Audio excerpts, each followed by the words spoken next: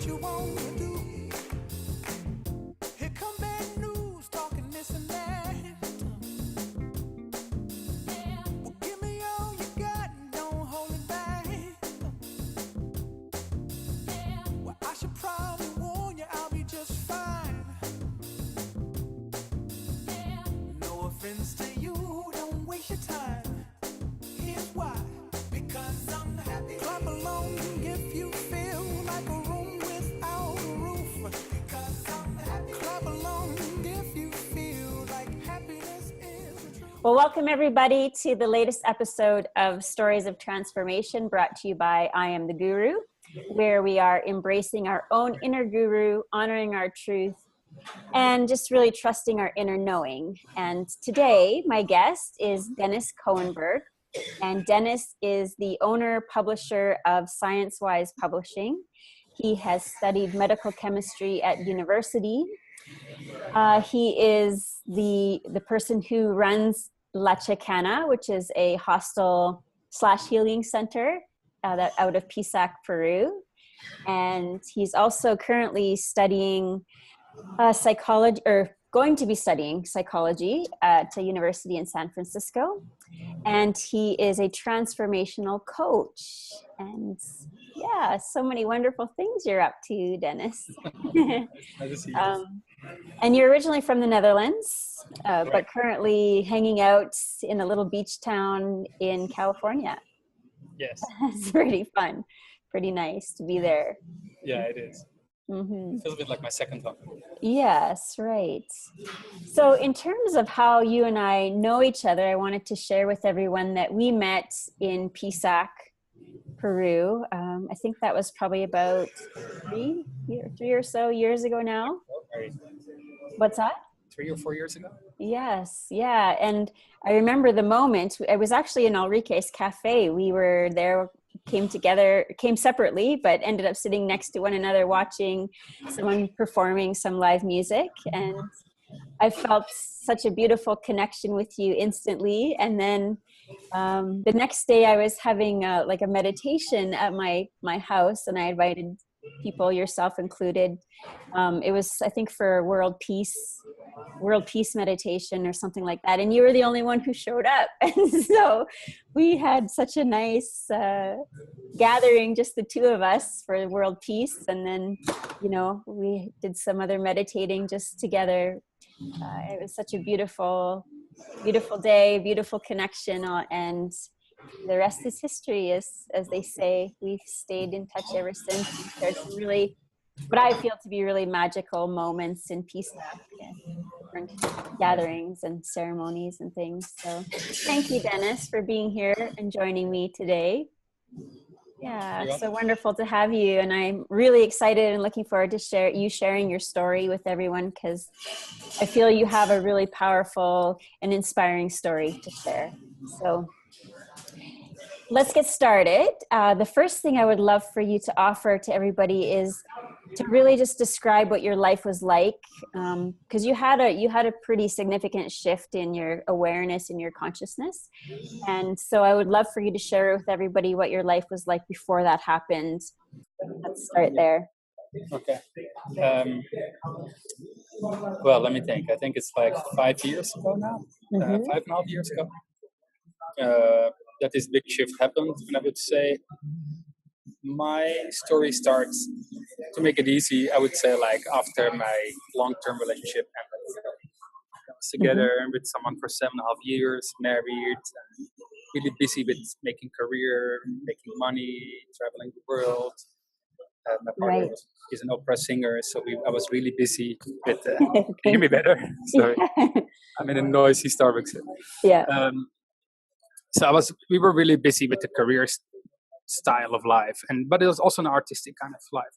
And I've been I'm a medicinal chemist by training and a science publisher pretty much right after college or university. And it's like, that was my career. So I published scientific journals, mainly physics and electrical engineering.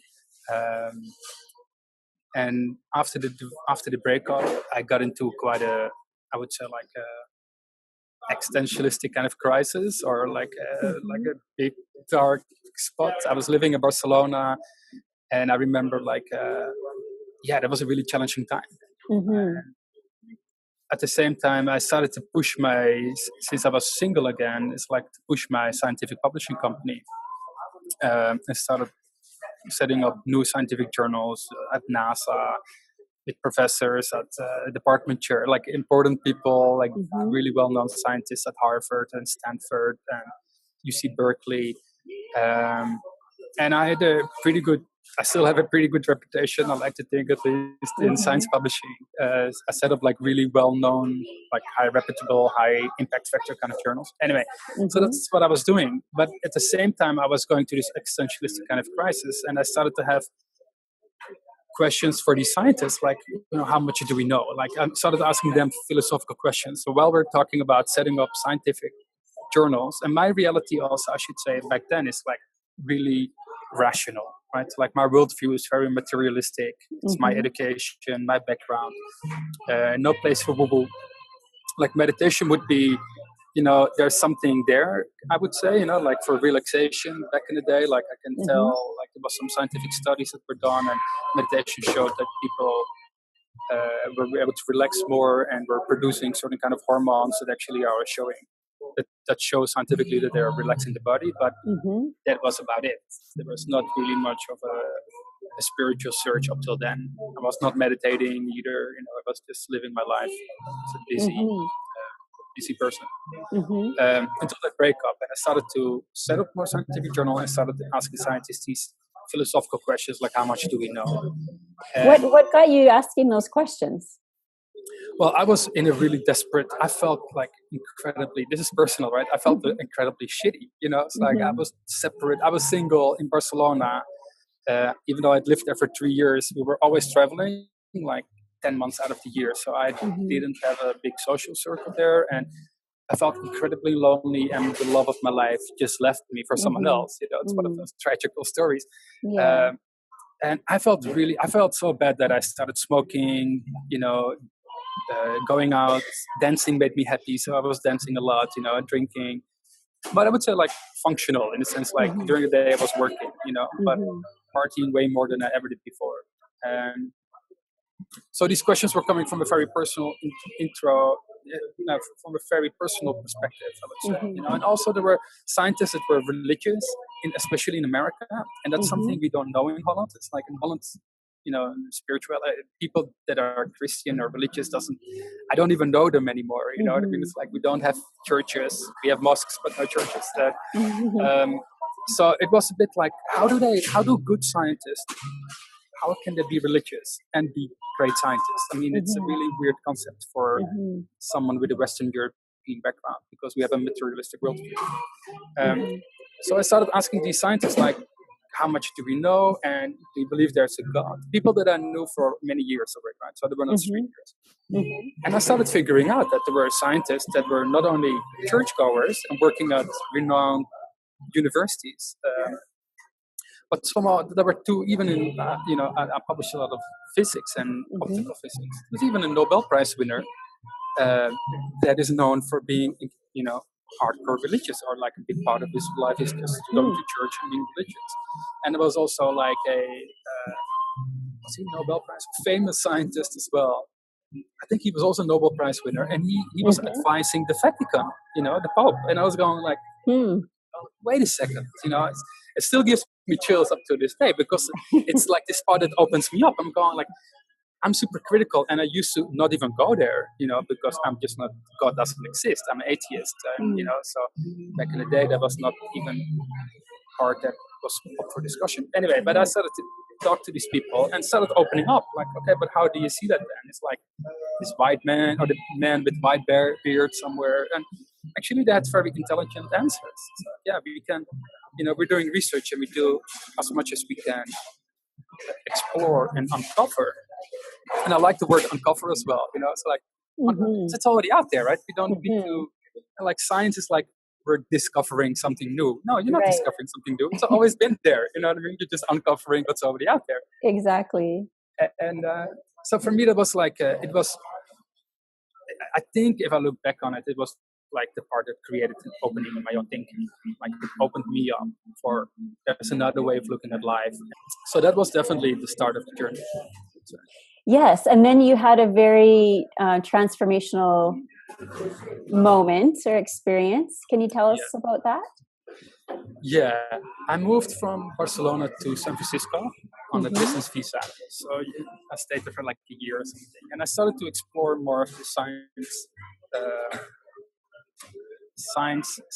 into spirituality. And then I remember I got introduced to this medical doctor in San Francisco. Her name is Lisa Rankin. And she had just written a book called Mind Over Medicine. So that was actually, I would say, the transformation started when she introduced me the second day. We were talking a lot, so we had like one meeting, and then I think the second meeting she said like, "Oh, you should meet my nanny." And the moment I met her nanny, I'm going from my talking mind to this back into this. Yes. And it's like I started to feel this tingling sensation, like when you're sitting on your hands, but without the numbness. So I started to feel this tingling sensation throughout my body. My ears started like you're having earplugs in, and this beeping sound starts happening. And I had this inner feeling like this happiness. I'm going like, I know this woman. And she was not anyone particular, special. She was a 33-year-old woman from New York, and she was working as a nanny for Lisa. And I've only met her for like 5 minutes, and all these things were happening. And I was leaving, I had to leave because it was a Christmas reception in San Francisco. I had to go to it. I was going, what is that? It was just like out of the blue, but it was this feeling of happiness. I'm going like, I know you, and I don't know what I knew about her. I'd never seen it before, but it was so exceptional that I called my dad 2 days later, the day after, and I said like, listen, this sounds really weird, but I just want you to listen. Like, I met these two women, and one of them I know, I'm gay, so it's not like a sexual or a fantasy or a falling in love kind of thing. And I told them like, listen, this sounds really weird. I just want you to listen. Don't tell me anything, but I'm so enthusiastic right now, and just I have this weird connection with this woman that I've never met before. And 3 days later, after I met her, Lisa writes me. She says like, listen, this sounds weird, but the moment you left, the nanny, April, she started shaking, and she said like, he sounds, there's a sound that I hear, and then she said like, she started shaking and crying. That's what Lisa wrote, and she said like, she had said like, he's special, he needs to come back. And apparently this was not normal for April, because she used to be bodyguard kind of thing, so she's not really keen on, and she's an introvert as well, so she's not, meeting people. So I was going like, holy cow, what is that? You know what I mean? It's like, because I didn't tell her what I had experienced with her nanny. So I told her like, listen, this is really weird, because I had this feeling and this inner, this beeping in my ear and this tingling sensation, and I don't know what it is, but what does that mean, and what should we do about that? And it's definitely a curiosity with it. Like, I can imagine. Yeah, it was really weird. So we agreed to meet on January 6th, and right after New Year's. And God, I never know how to tell you this story in a short version. But what happened is like, I'm driving up there. The tingling sensation started happening as I drive up. Lisa, I'm writing to Lisa like, hey, what's going on there? It feels like something just started. And she says like, oh my God, you're freaking me out. Like, April just came in, and the wind had started blowing or something. And she said like, oh my God, something big is happening, or something big is coming. Right. So it was a bit of this interlude to like, what's going on here? I got a bit scared. So I told Lisa like, you need to call me, because it feels like I hardly know this woman. I don't know April at all. And it feels a bit like voodoo kind of thing. I don't have, right. I have no context for these things at all. And anyway, she calls me. She's like, calm down. It's like my vision was going inside. It felt like a trance almost. This tingling sensation was taking me really into the body, I would say now. And after dinner, we agreed to come together and sit in her on the floor of a bedroom. She has a big bedroom on the second floor. And I'm sorry if I don't noise that. So what happens is like, let me see if I can make it short. But so we're sitting there, and nothing's happening for me. I'm going like, I don't hear anything, I don't feel anything. There's nothing. I feel actually completely awkward. You're living in your bedroom with two girls, I'm gay, and I don't even know you guys. Right. So I'm asking Uncle, do you notice anything? She doesn't know anything. And I said to Lisa, like, listen, we've been talking a lot. I really like you, but I feel completely uncomfortable. Can I give you a hug? And she goes like, yeah, sure. And she's very open-hearted and heartful-based person, so it's not something weird. So I'm giving her a hug, and like the moment I give her a hug, it's like I feel my body position change. It's something in me is moving into like, instead of feeling insecure and small and weird, I feel like, and I start seeing like there's a quietness that drops in, and there's this tunnel vision, and I start like I don't know. There are no the words are when I get into the safe space, it's like the words are gone, and I'm just starting seeing images. Like they go so quick that I don't know what to make out of it. I don't remember what I saw. I just felt like a slideshow that goes way too quick. And I'm in this silence, and I'm holding her, and it feels like almost like time leaves, space and time leaves. You're in this warp zone kind of thing, and it's almost like I've never, we didn't do any drugs or, I think it's a wine kind of thing. I'm going like, what is this thing? Yeah. So, and I'm not a druggy kind of person, so I've never done LSD. I've never done LSD, and so. But it reminds me of like, is this like? The visions were that potent? Yeah, it felt very visual, and this deep it feels like a trance kind of state. I've never been in a trance, but that's what I would call it. And at some point, I'm pushing her away, and I'm looking at her, and now I see her like from this deep quietness, right? It's like I see her face changing. Like it's definitely brain chemistry. Like I'm projecting something on top of her face. Or I don't know what that really means, but. And I see the nanny at some point standing up in my this vision on the side, right? I see her standing up and moving away, but I'm intrigued by what's going on, right? I've never seen this. Her face changed into a black old lady, into an animal, and I'm going like, what is this stuff? But you're also in this quiet state of mind, so time just goes on, and you're in that state of I don't know what it is. So at some point, I'm breaking the space and going like, I'm curious, like, are you having the same? Are you seeing what I'm seeing? And so we started talking about it. Really weird. She's never had that experience. I'd never had that experience. What was Lisa seeing things too, or? Yeah, she saw like old faces, and she mentioned like, are these like previous lives kind of things? And I'm going like, I don't know. It's like they just look like weird. You know what I mean? Like interesting. But I said, so that was already interesting, right? New for me. So I told her, like, hey, can we get your nanny? Because, I had this connection with your nanny the first time. When she tells me, like, oh, she's not awake. She's not on Skype. She's not awake. And it's also like 11:30 or something right now, right? So, and there's something through me that is telling her, like, she's awake. Go get her. Like, with a resolution and a knowing that is just like no doubt around it. And it wasn't me talking, I would say, like not the me that is talking about now. It was coming from a place of knowing. And she goes out of the bed, walks down the stairs. I hear the door slam. And the moment I hear the door slam, I'm getting out of my body. I'm thinking like, my thinking mind starts coming in again. What am I doing? I'm in this woman's house, this famous author, and I'm getting her nanny who's sleeping. There's no way I can know that she's awake. I'm going to apologize. When she's coming back, I'm going to apologize. I'm sitting on the bed now. I'm going to apologize, and I'm going to go home. Right. It's completely crazy. So I hear the door slam. I heard footsteps coming up. I'm going, are there two people or one person? I thought it was only one person. So I'm ready to apologize. And I see Lisa with April, and Lisa comes in with these big eyes. And she goes like, she was awake. She says like the lights are on, and she's sitting up in her bed, and I'm going like, and I'm like giddy and enthusiastic like a guy.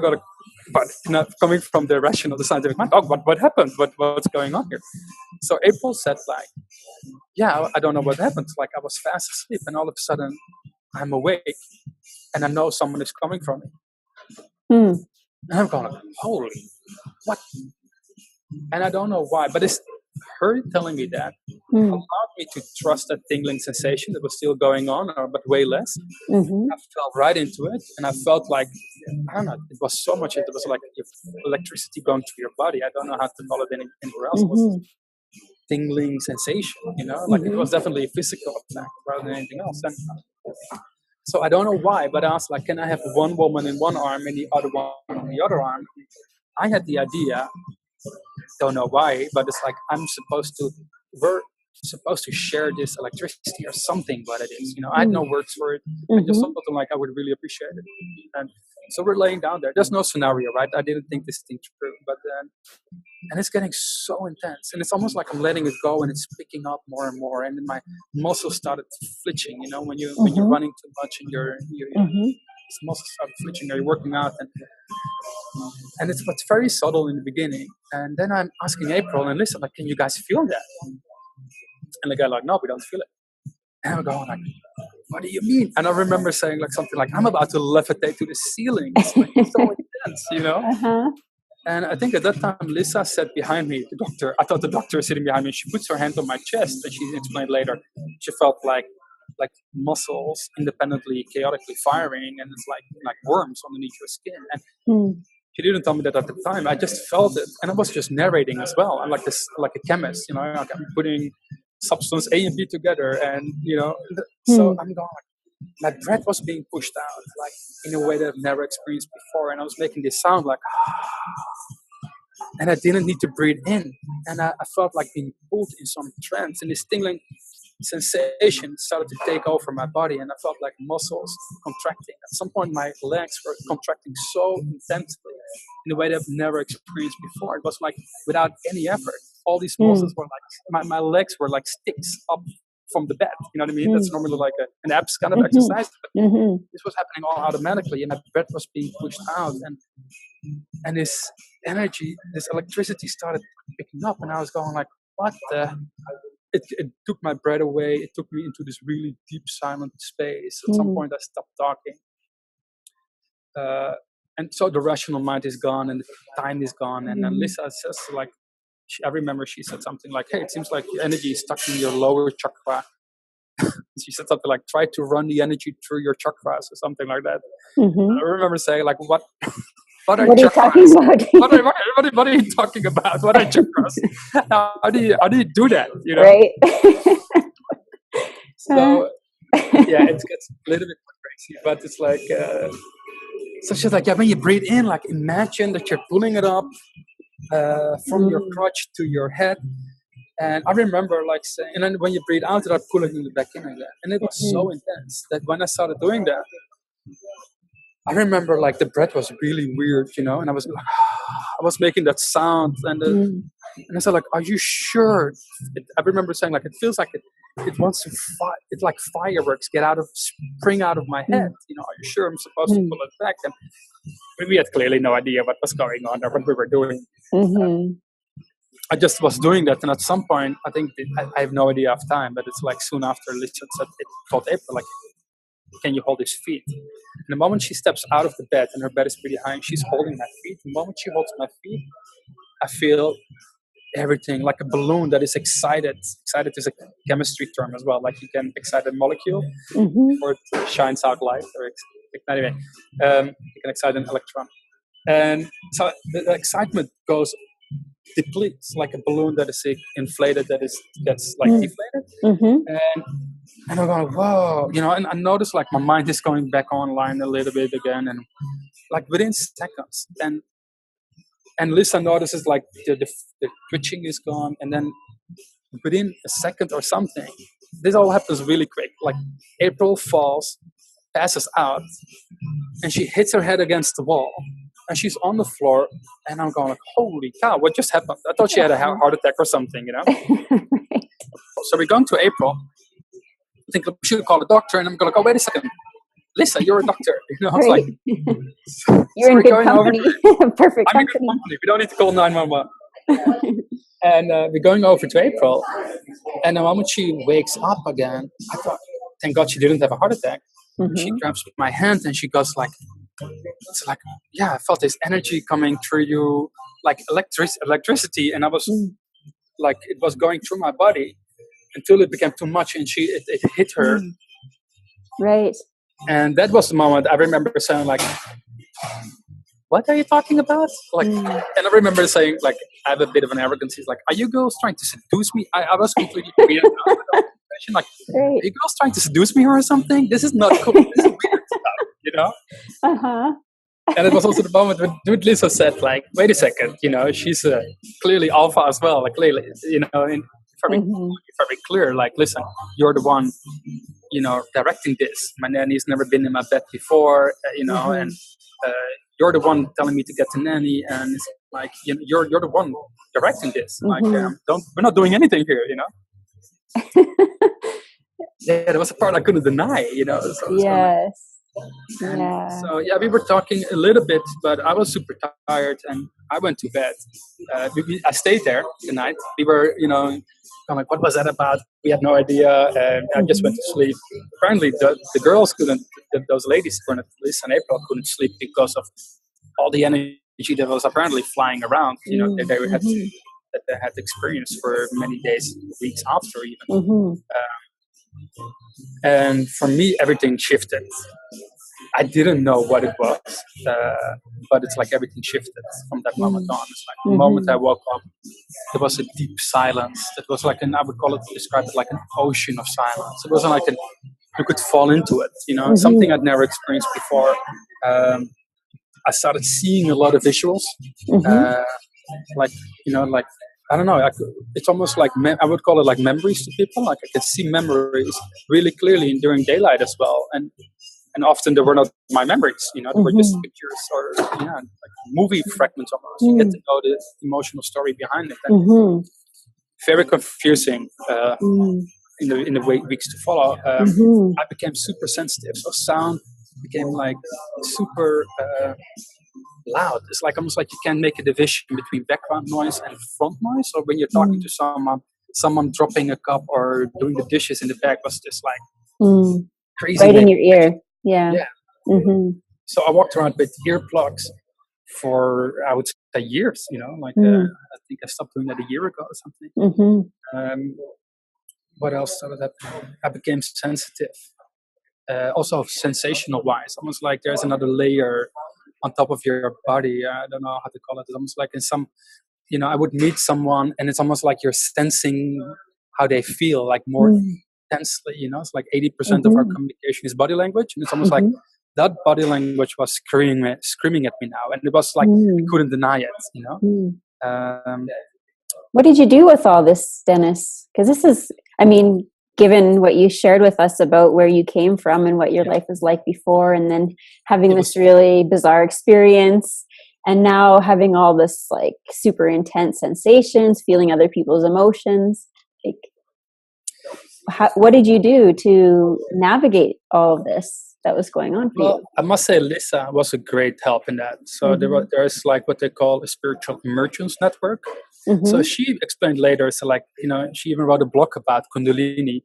Like first of all, we didn't know what was kundalini until one of her mentors, like Rachel Naomi Remen, had said like, we meant out to see her. She's also a medical doctor and also I would say mystic, like has a big knowledge about mystical experiences and mystical cultures. And she said like, oh, that's what you experience sounds like kundalini, and she said like, stay curious, which was actually really good advice, I would say back then. Because the moment we started Wikipedia-ing kundalini, it's like, you got a story, right? It's like, and we were going like, and I was going like, back then, that came only like months later or weeks later, I would say, like there is an explanation of kundalini being one with the universe or being one pure consciousness. And I hadn't experienced that night. So I was doubting. I'm going like, yeah, it sounds familiar, but it's not really, So it was really confusing. The confusing part was really like, I drove back to San Francisco that morning after, And it's like I'm in the car and everything was noisy, and I didn't feel. It's almost like I've always been about feeling rather than, I've been really rational, but I think feeling is important. But it's like that became all about feeling. It's almost like a shift in the brain. It's like I could feel stuff way more intensely, and I started following that guidance. It's like it's a huge guidance we get that we never use, right? It's like, how do you feel when you enter a certain place, someone's house for the first time? And yeah, feng shui, is one thing, but also like, what kind of vibe does someone else give up? It's like those words I never used in the past, but it's like that started to penetrate me on it became such a priority in interacting that I was going like, this doesn't feel right. I don't want to be here. This feels, or this person feels like I'm feeling all their stuff, this just didn't feel right. So it was very confusing, especially because it was slightly psychotic, and also psychic, So I started to see stuff for people. So when you're in that deep silent space and you start seeing stuff for people, I can really go into that. I'm seeing this, you're just narrating what you're seeing. And it feels like connected to this person you're talking to. They would be complete strangers. And then those complete strangers would acknowledge it. And then I would be back in my rational mind and I would go like, well, good for you. Great. I was fascinated by it, but it was also like in tears because my world was falling apart. It was like, this doesn't exist. Or there was some, and not with me kind of thing. What's happening here? So there was definitely a big part that was confusing and emotional as well. I remember crying many times and going like, who am I now? I was identified with a scientist and a scientific publisher, and a publisher those were my coats. I could hang myself on. Your identity was my identity. being broken down in many ways. Yeah. In many ways. And I didn't notice at the time. But for me, it was also like, it was a break of like this way of thinking, like things, my kind of Protestant kind of, I would say, Calvinistic culture where I come from, where things have to go in a certain way. It's Dutch, German kind of way of thinking. And things have to hurt before you can have pleasure. You have to work hard before you can enjoy yourself. That just fell away as well. So there was a lot of room for pleasure. I'm dyslexic. That became way more intense as well. And I didn't. So I was sitting behind my emails. I'm just like, I don't want to do emails. Why am I doing email? I don't know. It was just like that whole kind of concept, long-term pressure that you have, mostly gone. So it was like, I was really in the present moment, and I was going like, oh, let's go to the beach. I want to play. Why am I not going to the beach? And before I would have thought like, now there's sand, and then you have to take a shower, and it's going to take 3 hours before you can go back to work, and then your day is gone. That wasn't out of my mind at all.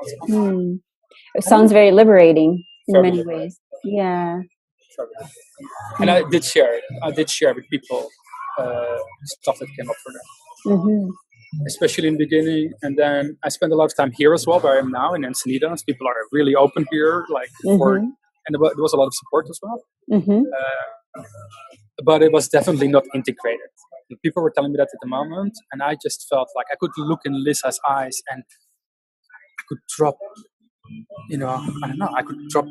I don't even like the word ego, but I could drop into a deep state of oneness.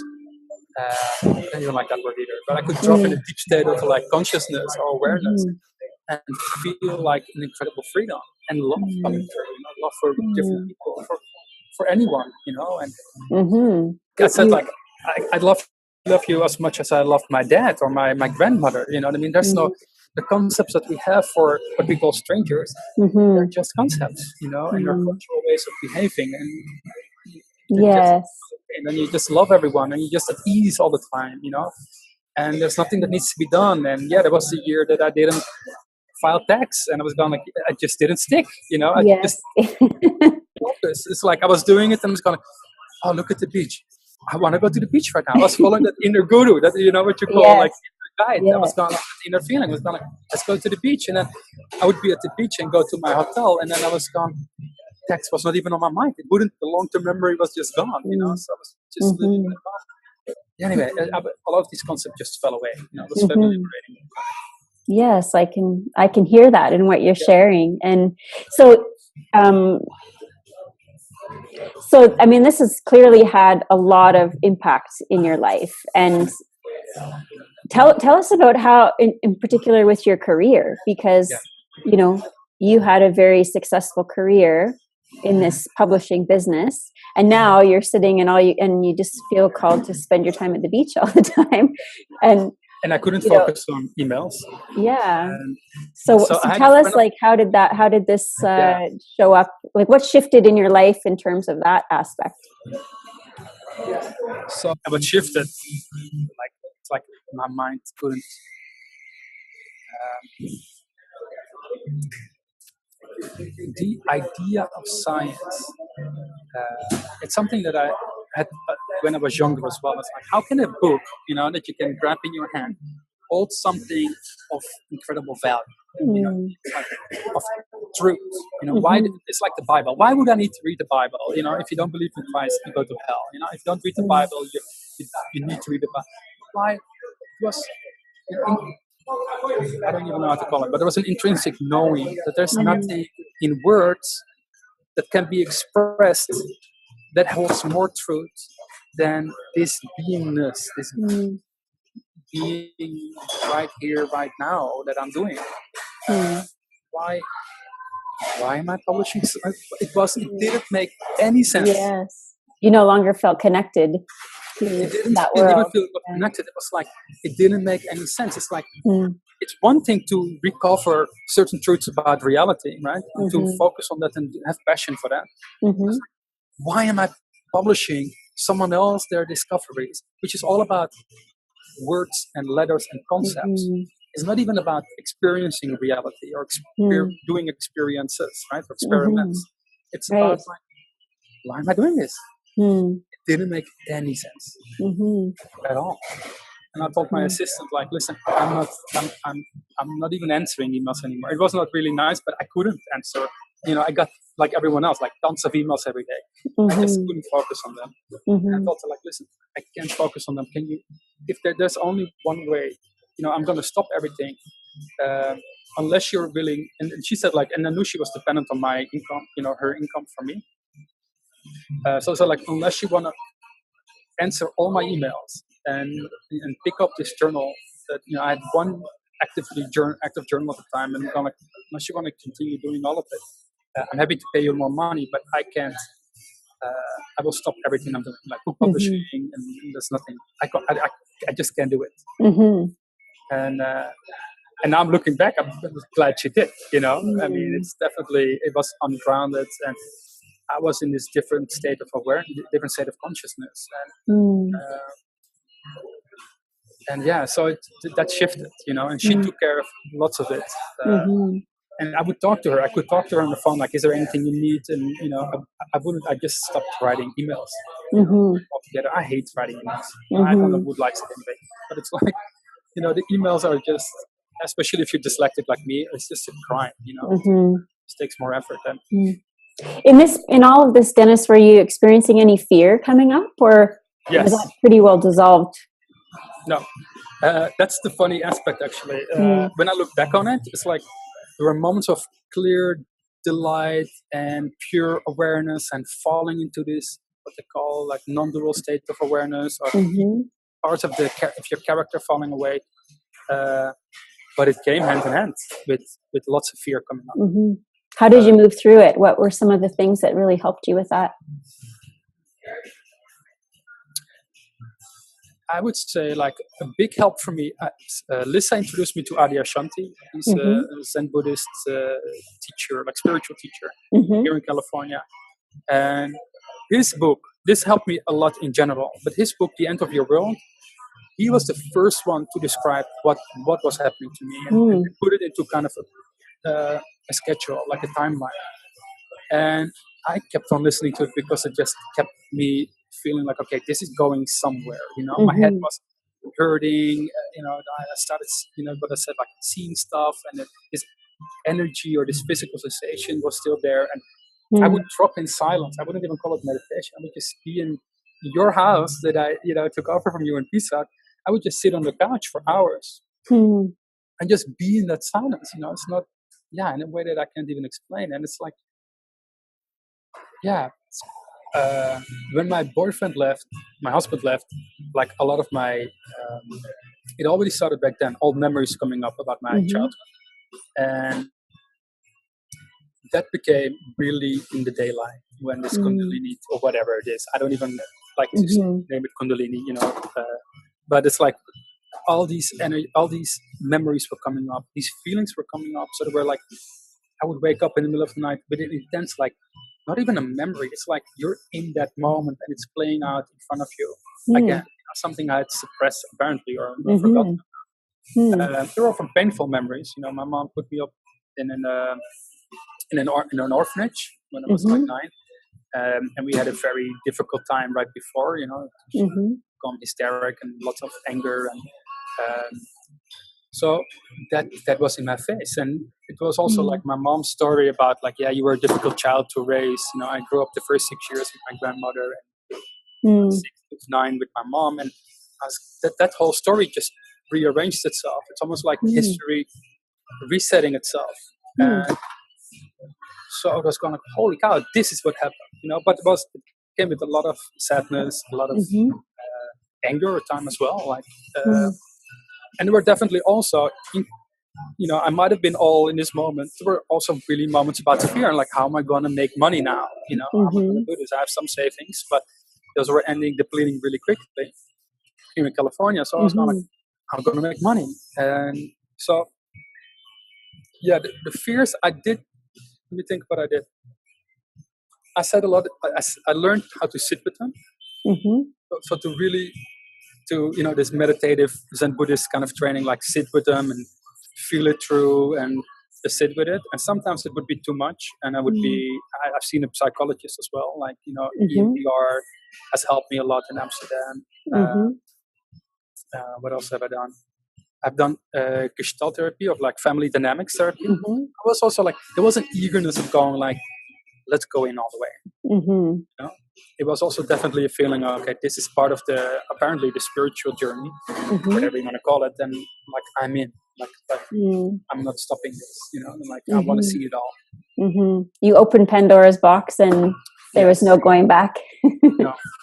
Right. No, and it was also, it came hand in hand. So it was also really not a denying of it anymore, And I tell people now all the time as well, it's like, let's invite everything that's here, Like, you're coming in with everything you are and everything you're feeling, and you're here more than happy to express it, It's like, I want you to be happy and sad whenever you feel it. Because the thing is, like, I denied them as truth. I thought, like, the world is rational and sometimes we have emotions, you know what I mean? Or sometimes we're irrational. And I think Brene Brown has the story, is like, no, we're emotional people that are sometimes rational. And I really came to experience that in myself, but also with others. It's like, if you walk around, I could really sense people's emotions. I'm going, yeah, we're not walking around like robots. We're not artificial intelligence. We're not like a neurological network only.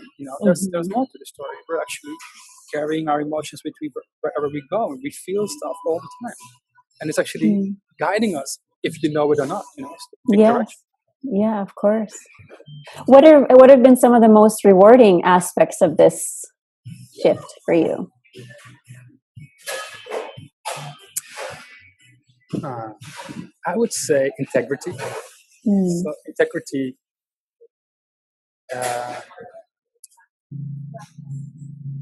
Like, I think it's rewarding in the sense of like integrity with yourself. So what am I feeling when I'm doing A, B, or C, or I'm spending time with A, B, and C? Okay, let's first be honest to myself. Even if it's uncomfortable, right? It's like with a friend, and even though you love her, you don't really feel comfortable because she's processing emotions, or her house doesn't feel right. I'm just giving an example, right? Or with my mom. I had a couple of conversations with her. I even invited her. We reconnected, and I'm telling her, hey, listen. Just so first of all, being honest to myself about what is real for me, what's true, and then also being true to other people. Like, hey, if you, I don't know, really a good example, but I remember like my stepdad telling me at some point, like, hey, it's still your mom. You know what I mean? It's like, you can't treat her. He's a soldier, ex-soldier. He said, you can't treat her like that. And I'm like, listen, not listen, but it's like integrity in the way of like talking my truth. Like, my mom. But when you say the word mom, you're reflecting on your definition of mom. my mom is a different kind of mom, and she's different from me than she is from my sister, my half sister. But it's like I just started to talk more, not not an aggressive or from a hurtful place, but more from an integrated, Yes. like integrity place, I would say. Being Yeah. more honest. I really get that. Like you're really being an expression of your truth. Yeah. And that truth is maybe not so well received by other people because they're perceiving from maybe not even from their truth, but from expectations and concepts. Belief pattern. Yes, exactly. Or people telling me like, "What are you going to do now?" If I Right. would go back to Amsterdam, what are you going to do now? I'm like, I don't know. And I would freak them out. But what do you mean you don't know? And I'm going like, well, don't freak me out because I don't know either. And they're like me. I have enough fear by myself. Right. It's like, yeah, it's okay not to know what you're going to do next. And such an uncomfortable state for so many uncomfortable. people. Yeah. So uncomfortable. Yeah. So uncomfortable. Yeah. And there's once you can, and I think having help with this is really important. Lisa was my big help in that sense. Like my transformation coaches sitting with me, I was freaking out at times. Going to Lisa, spending my last money on renting this house. That I'm running now, and it's like, what if it doesn't work? Or what if I don't have any money? It's like, what if you can? And she would tell me like, if you don't trust the universe yet, trust me. Let me tell you that everything is going to be fine. How beautiful that you had her there. Yeah. In that capacity. Yeah. Yeah. And I think that's, and I think also the other thing that's rewarding, if you think about like rewarding of what I experience is like rewarding from that one experience of the transformation is like, there's a deep knowing. Like there's a deep knowing whatever happens is like none of your thoughts are true. They're just concepts. They're ideas that are running us. And I'm not saying you don't have to pay the rent at the end of the month, but it's like we are setting ourselves completely stuck by what we're believing in. What we're telling ourselves. We're telling ourselves. And it's not even a conscious part. I would say like, half of it is conditioned in to how you think life should work. And the other half is maybe like, I'm sitting in Starbucks, so I'm not supposed to lay down on the ground here, Right. Yeah, right. Or take a shower, right. Clean myself in the bathroom, like right. Or they don't have champagne here, you know what I mean? Or you're not supposed to bring in beer, kind of thing. But these concepts are all concepts. We're following them, and it's all good. That's how society works. Man created society, but even those stripes on the road, you know what I mean? It's like we call them lanes, and God, we're all following them. But it's like it was one of those moments where I'm going like, what are we doing? But you can just drive whatever you want. There's no rule. There's no, there's no truth to it. It's like inherent truth. You know what I mean? There's no absolutely whatever you're thinking. Yeah.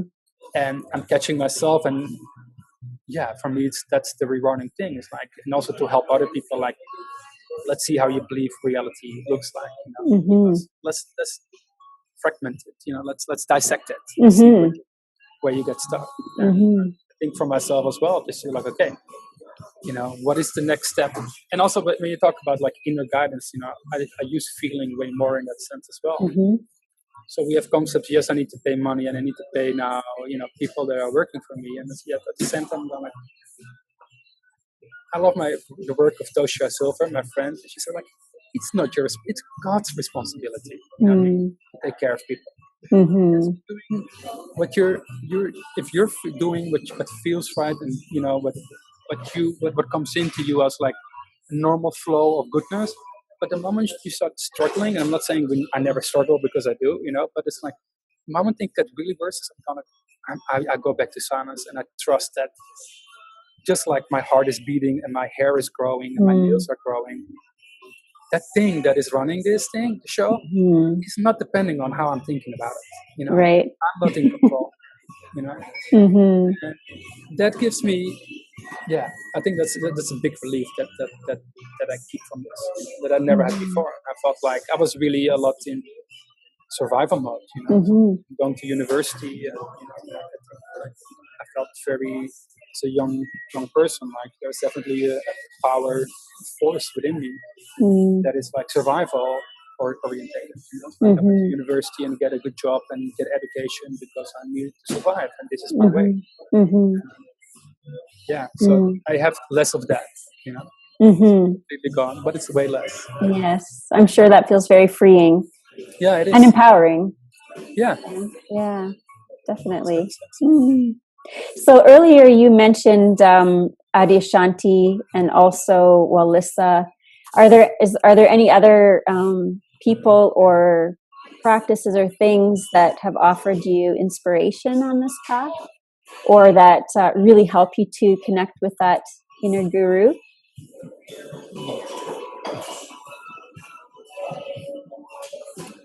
Yeah, I'm thinking because there were, I think, every phase or every year there were different people or different modalities. Let's say. But I definitely, the inner guru for me is about feeling, and somatic psychology is a big one. So I think like feeling, I really have a sense that emotions and traumatic experiences get stuck not only in memories but also in your body. And those emotions need to flow through or need to be released. And so for me, somatic work is really powerful. What would be an example of that, Dennis? I did a session with someone, what should you call it?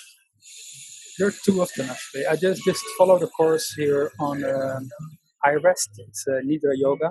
So actually that's more like going into, you're laying down and feeling through the body and feel what is happening and what location, and really sit with that. Have someone guide you through this process and sit with that and feel what it's connected to. What are the images that are coming up? It's a bit like EMDR, I would say as well. So it's really connecting to the inner sense, like distracting the rational mind and going like, okay, what are you feeling right now? And I think for rational people and especially scientists or professional people, that's really dedicated only this part. We're actually actively suppressed. When we're hungry or need a holiday, we finish the project first. You know what I mean? Like we're job before ourselves, right? And so I think that's a really big thing for people to start getting in touch with. And another form was like the yogic, somatic yoga practice. Somatic. It was a form of yoga, and like if she was pushing certain muscles into an uncomfortable position. It's also a form of yoga where they do this. I forgot the name. But they can push you, or you can be in a certain pose for a little bit too long, where the discomfort comes in. And that discomfort brings out, especially in the hip or in the legs or lower belly area, like all stuff can come up. Like I'm talking about. So you're already in a discomfortable position. You're holding that position, and then all of a sudden, like it brings up memories. Often traumatic memories that come together with releasing emotions, and I think that is incredibly powerful. It's like, it's not, psychology or, it's not about releasing. You can't release certain things by just talking, Of course, right. So I think that somatic part is really important. Yeah. I've done silent 10-day and 7-day. Silent. Okay. 5-day silent retreats. They're like Vipassana. You're not talking and you're in meditation most of the day. I guess it's Vipassana, be more intensely meditating. Okay. And this is more in silence and, like sitting in silence, but you don't have to meditate at 6 a.m. in the morning. I think it starts at 8 o'clock. Okay. Sounds more like my style of Vipassana. Yeah, mine too. Good food and you pay a little bit more, but it's, yeah, and I think this is the thing for me. It's like, if people are looking for enlightenment or awakenings, it's like they don't depend on how you're sitting in meditation. It's like, and I think not only.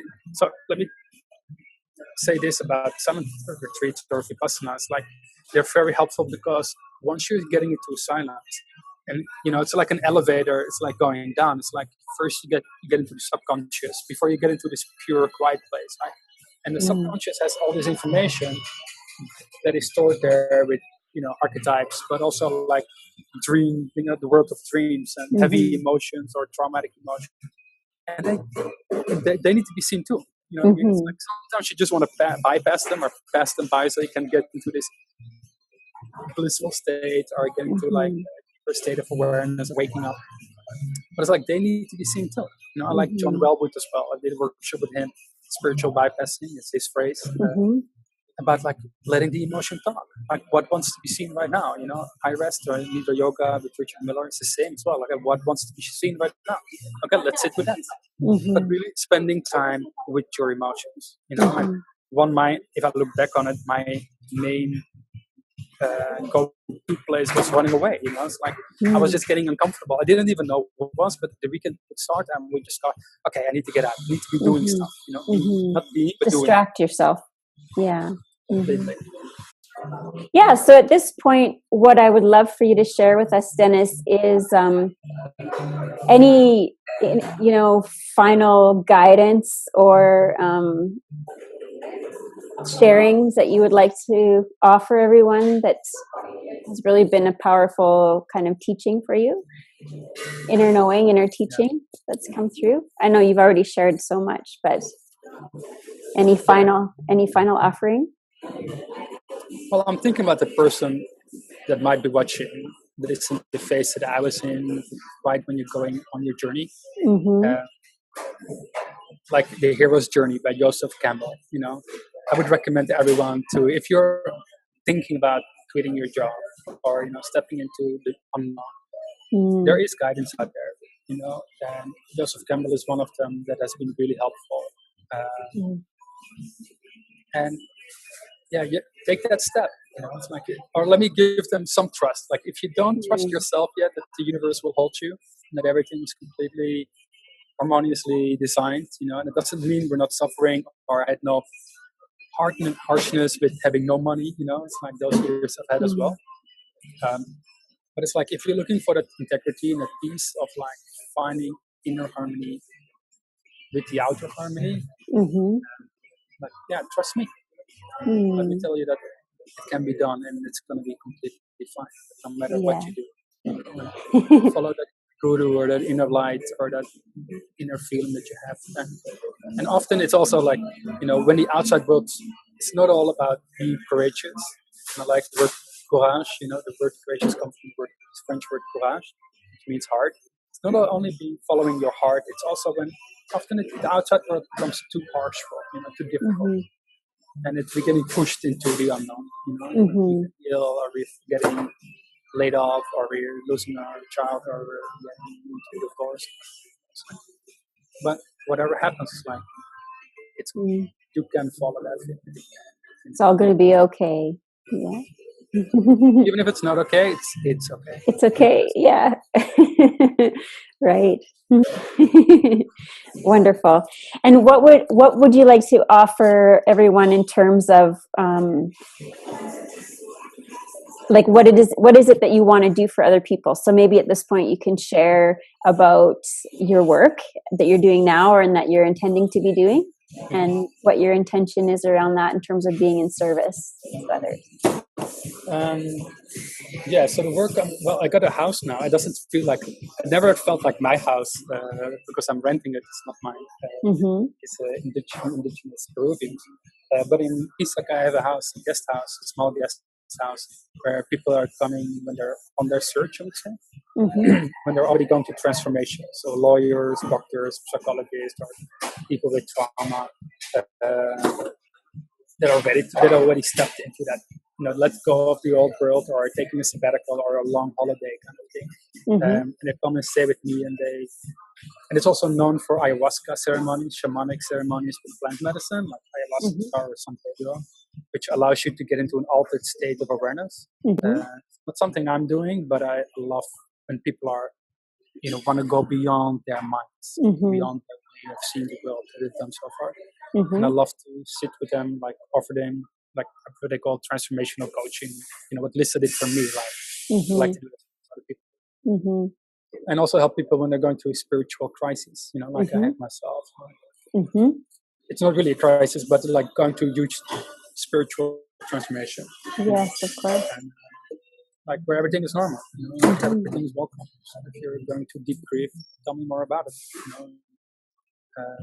know, and take your time, take your space. You know, it's all welcome. So you have this guest house in Pisac called La Chicana. La Chicana, yes. La Chicana. and people can come there and stay for however long they feel called Yes. to stay. Yeah, people stay for a few days to a few months. Mm-hmm. And you can find more on www.lachakanapisa.com. Perfect. And I feel like I've never made a commercial. Right. But we're also doing groups. So people, I think the group dynamic is really interesting.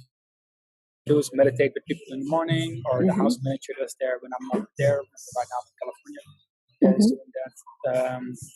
I do one-on-one sessions with people, so I talk with them about where they, how they see the world, what's up for them, where they're stuck or what the barriers are.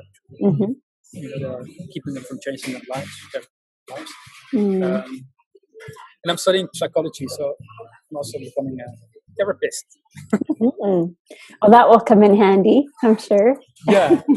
Well, in general, this is the thing. I love people that are brave enough and are pushed enough to really make a step for themselves, to step into their future, even if it's unknown and full of fear and full of big trauma. Nice. Yeah, and I'm happy to help people. Also, when they're having kundalini experiences, it's like just talk to them and guide them through them.